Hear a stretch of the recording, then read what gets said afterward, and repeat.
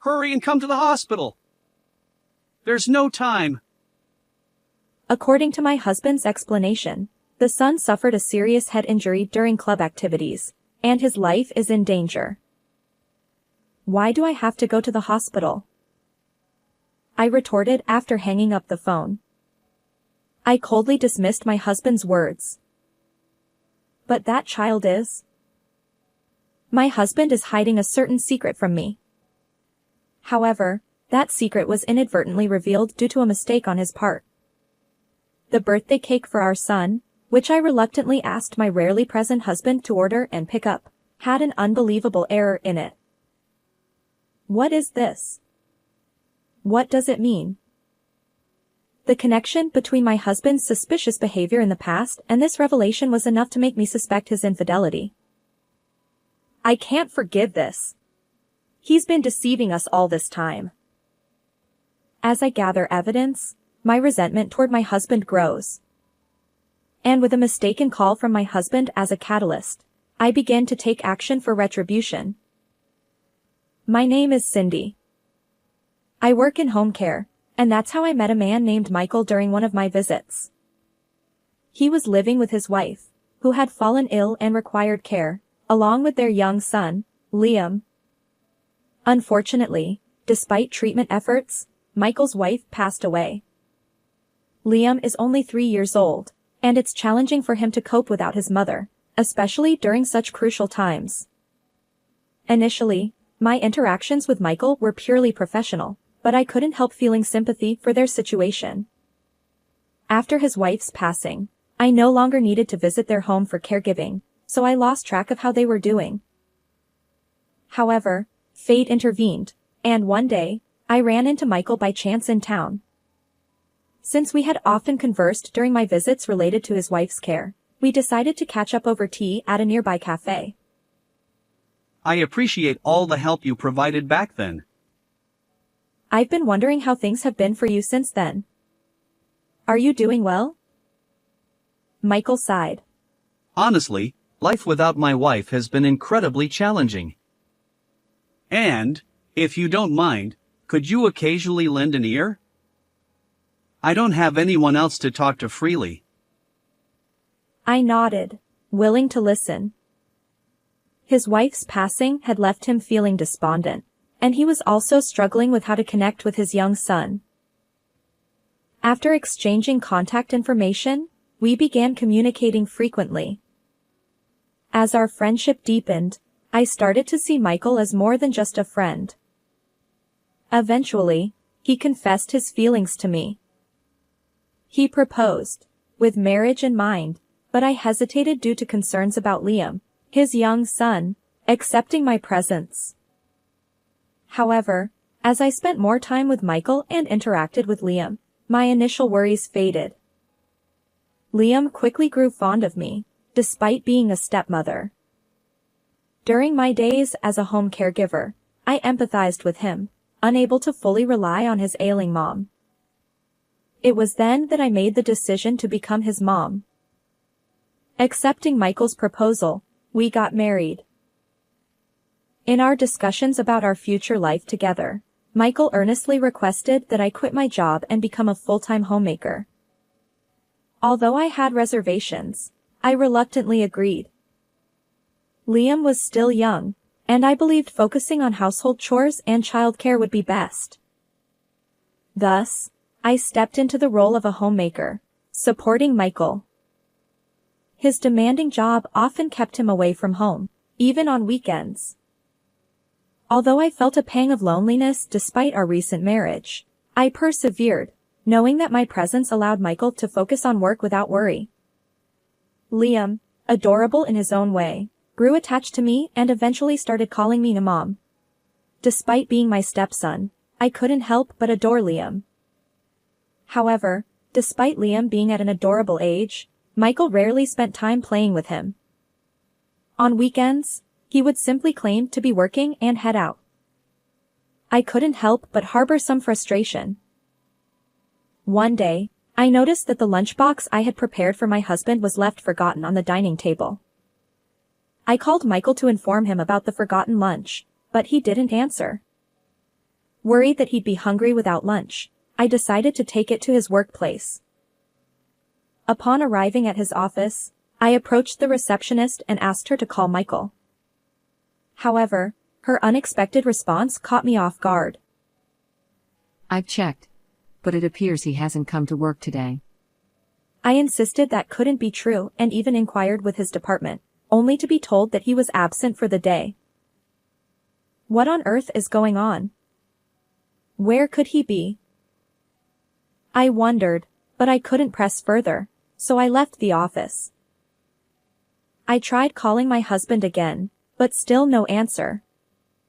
Even my messages remained unread.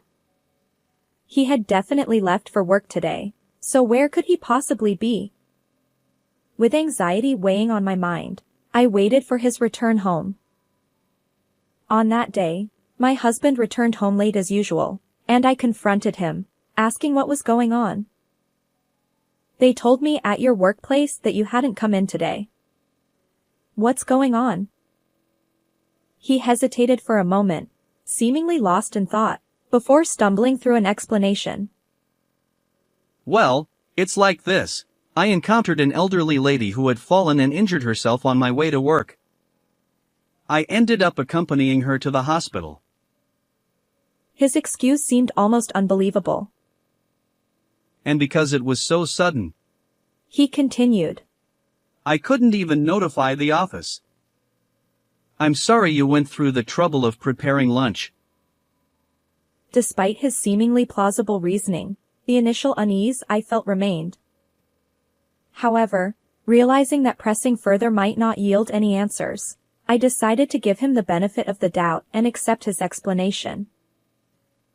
Several years have passed since then. Liam, who was once a young child, has now become a middle school student, experiencing the typical rebellious phase. We've grown close, living together like a true parent and child.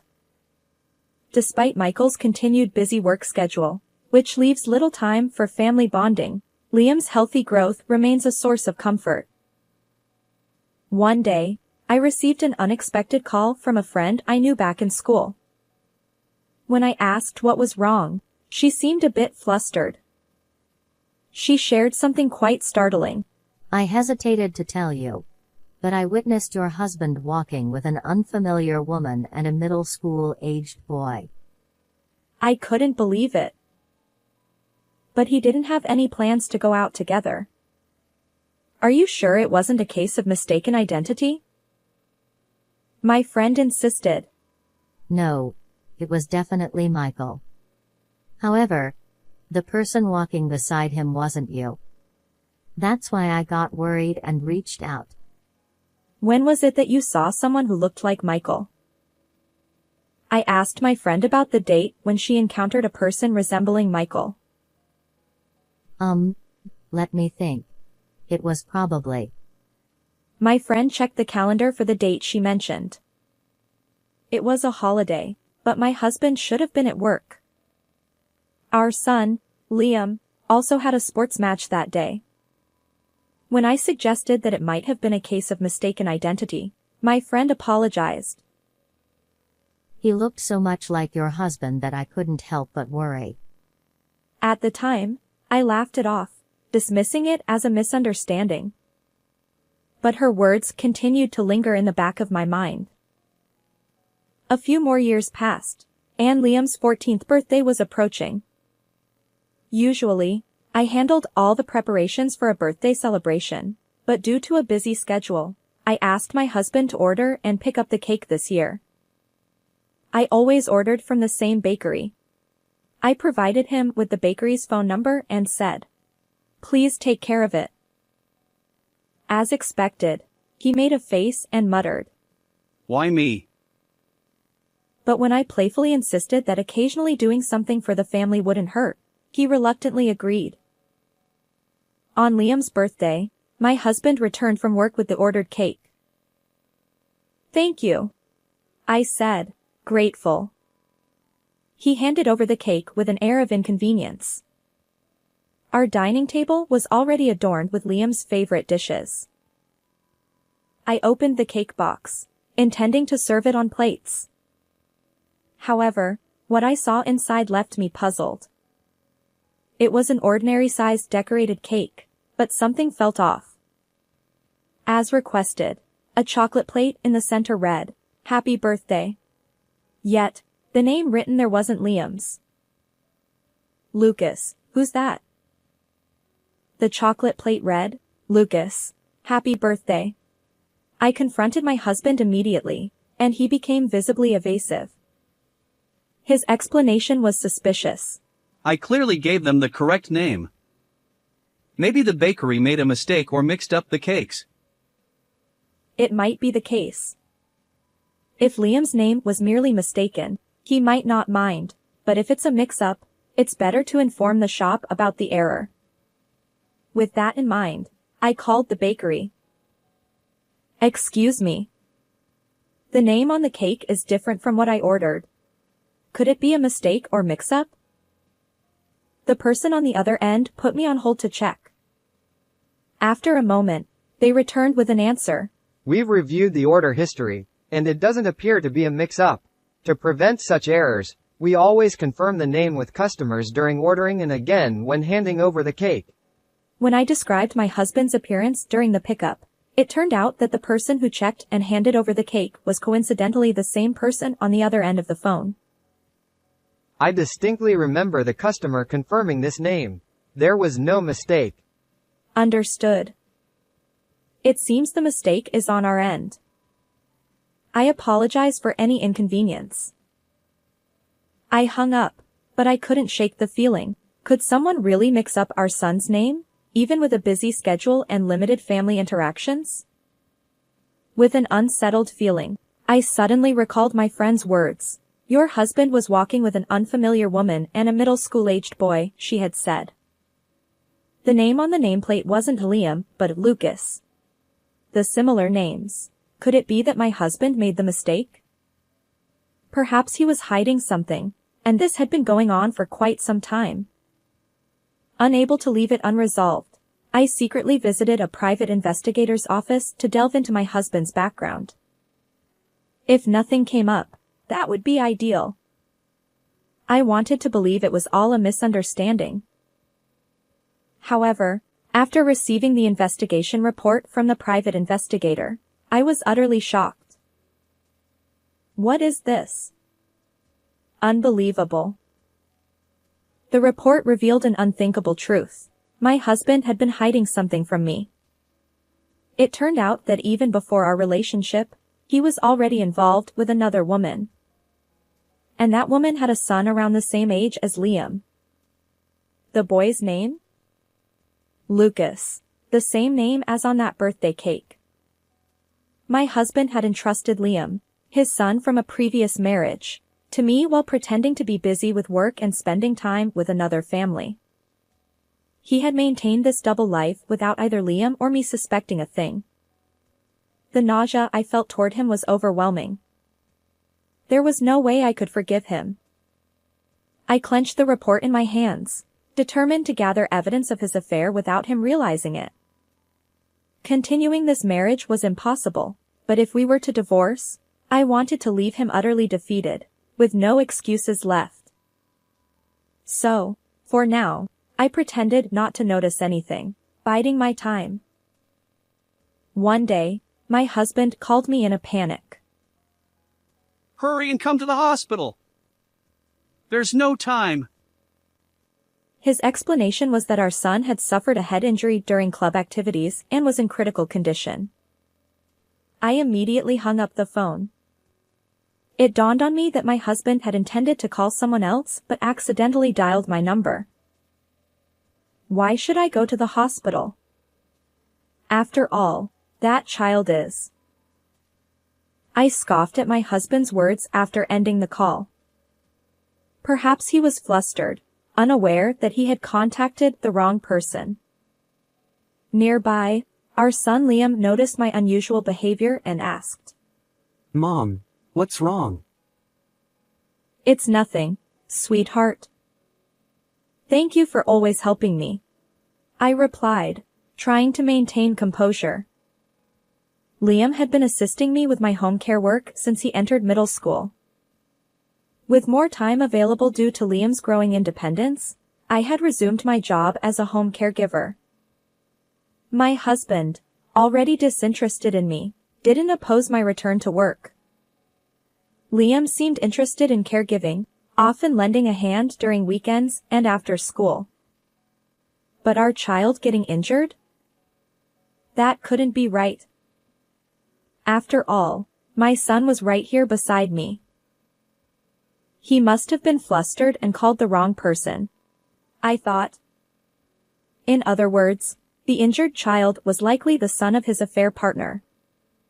My husband, in his panic, had mistakenly contacted me instead. That evening, my husband returned home with an innocent expression. From his demeanor, it was clear he hadn't yet realized that I was the one he had spoken to on the phone earlier. "Welcome home. How is Lucas doing?" I asked. Michael replied, "Oh, it was quite a scare, but fortunately, he's not in critical condition." However, just seconds later, his expression turned to shock. Michael stammered, "You? Why that name?" "You really are clueless. Maybe you were too flustered to notice, but the person you called during the day was me." Michael tried to deny it, but I wasn't fooled. "No need to keep pretending. I know everything," I said, confronting him with the facts I had uncovered. His affair, and the fact that the other woman's child was named Lucas. "Why? Why did you marry me while already involved with someone else?" I confronted my husband with the long-standing question that had weighed on me. His answer was beyond belief. Perhaps realizing there was no escape, he scowled and began to confess. "It's become too bothersome to keep hiding, and maybe it's time." "Why did I marry you?" "Because she said she didn't want to raise someone else's child. So, I pushed Liam onto you." "What? That's absurd. What do you think of Liam and me?" "It couldn't be helped. I struggled too. It's not like I could just dump him in foster care because his mom died and I didn't want a child." Unbelievable. Liam isn't a pet. He's your own son. Despite my condemnation, he showed no remorse. "But even you, Liam seemed to warm up to you and looked happy." Instead, he laughed at my anger, mocking me.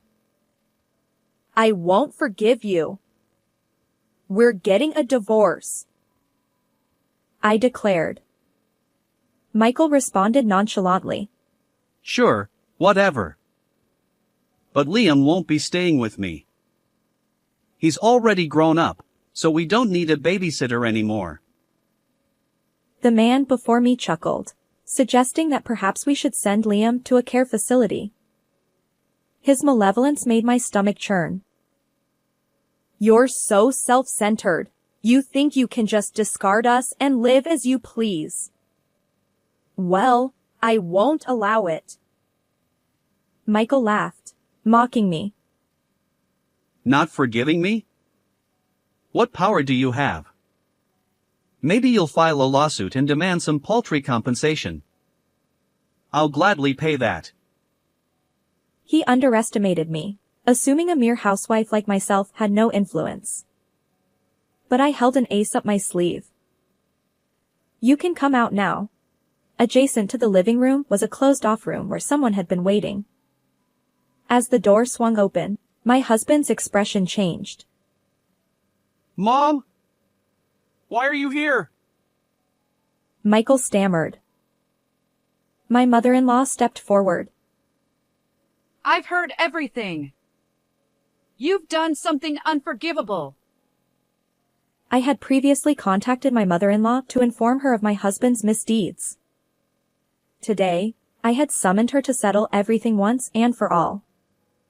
Understandably, my husband was anxious. He worked at a company run by my mother-in-law, and he'd always been in awe of her as the owner. I've been too lenient just because you're my son. But this time, I can't forgive you. You'll receive an appropriate punishment. She informed my husband of his demotion and transfer to a regional subsidiary. Michael stammered. Wait, Mom! Let me explain. No, this decision is final. And it's not just about the affair. It also reflects your overall work performance. My mother-in-law replied firmly. According to her, my husband had a history of slacking off at work, which had caused internal issues. An internal investigation revealed that he had been delegating tasks to subordinates while spending time with his mistress. Realizing he was in a disadvantageous position, my husband frantically apologized to both my mother-in-law and me. Sorry. Please forgive me. He desperately pleaded. But forgiveness wasn't on my mind. No. We're definitely getting a divorce. And as compensation for everything you've done, I'll be claiming substantial alimony. You'll pay up, won't you? But, if I get demoted, I won't have enough. Michael stuttered. Until now, he'd enjoyed an inflated salary due to being the owner's son, but that would change. Suddenly, he hesitated about paying the alimony. My mother-in-law's stern voice cut through the room. Even now, you're only thinking about yourself? Take responsibility and clean up your mess. Under her harsh reprimand, my husband reluctantly promised to pay the alimony. However, some days later, my husband visited our home and pleaded. Let's reconsider the divorce. What are you saying now? Michael had been kicked out of our house and was currently staying with his mistress. But when he visited another son, Lucas, in the hospital, he accidentally saw Lucas's true blood type. That revelation made him realize that they weren't biologically related. When he confronted his mistress, she revealed that she had been dating another man even before Michael. Lucas was the child of that other man, not Michael. It turned out that her relationship with Michael was purely driven by his high salary. However, after his affair was discovered by his mother-in-law, who is also the president of his company, he was demoted from a managerial position to a regular employee and then transferred to a regional office. As a result, his mistress also abandoned him and ended the relationship. I have no use for you anymore. Just as Michael had pushed Liam onto me, he himself had been manipulated and used by his mistress.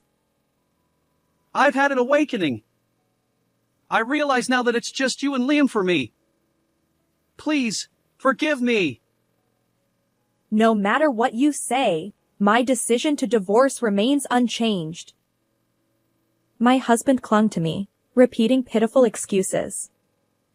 But I firmly rejected his plea. No amount of apologies or change of heart could erase the years of deception and betrayal toward Liam and me. I can't trust someone who has lied to us for so long, I coldly declared. In his desperation, my husband lunged at me. Who do you think allowed you to live without financial worries? Hey, stop it. Let go of Mom. Just then, Liam, who had just returned from school, intervened. My husband had barely interacted with our son, but Liam was strong from his judo club training. In their struggle, my husband found himself at a disadvantage. Damn it. You're all against me. Restrained by Liam, my husband resorted to cursing. I looked down on his pitiful state. You may think you've provided for us with your earnings, but your affair with that other family left us struggling to make ends meet. That's why I had to work as a home caregiver to support myself. I never felt indebted to you. We can manage just fine without you. As I spoke, my husband fell silent, unable to respond. Afterward, my husband and I finalized our divorce. However, there was one concern, Liam. Although I consider him my true son, we don't share a biological connection. Now that I've divorced my husband, I thought it would be best for Liam to be taken in by my mother-in-law. Yet Liam expressed his desire to stay with me. Even without a blood tie, you're the one who has raised me through all the hardships, Mom. His words choked me up. I decided to take custody of Liam, receiving child support payments from my ex-husband. Subsequently, my ex-husband, abandoned by both his mistress and me, repeatedly attempted to reconcile. But there was nowhere left for him to cling. Fed up with his persistence, I firmly warned him that I'd report him as a stalker if he didn't stop. Originally timid and easily swayed by authority, my ex-husband slumped and left. We never crossed paths again, but rumor has it that he remains single, leading a lonely life. My mother-in-law still occasionally visits our home even after the divorce from my husband. She has been supporting our lives financially. Gratefully accepting her kindness, I continue to focus on my work. Liam, who has learned caregiving skills from assisting me in my home care job, aspires to become a caregiver in the future. He wants to study welfare-related subjects in college. Unlike his father, Liam is empathetic and desires to help others. A wonderful young man whom I am proud of. How did you find this story? If you enjoyed it, please consider subscribing to our channel. Let's meet again in the next video.